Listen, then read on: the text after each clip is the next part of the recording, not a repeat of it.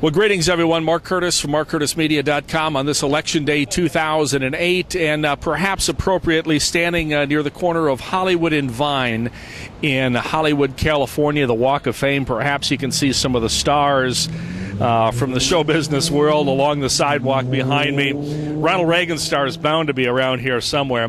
I thought this a fitting location to talk about this election because, you know what? No scriptwriter in Hollywood ever could have dreamed this thing up.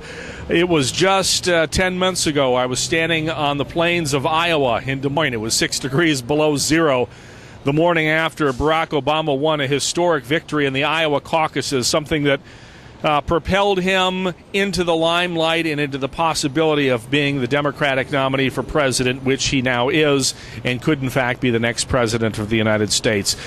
4 years ago, no one would have said an African American is going to be the next president of the United States. 4 years ago, no one would say that it's possible a woman could be the next vice president of the United States. And, of course, just a year ago, with John McCain's faltering campaign, a few people would have said that he was likely to be the Republican nominee for president of the United States, given the fact that he was placing last in most of the Republican polls.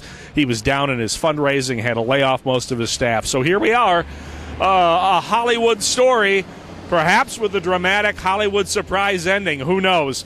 But it's been quite a year. And a lot of other things are riding on this tonight. The possibility that the Democrats could win a filibuster-proof 60 seats in the U.S. Senate.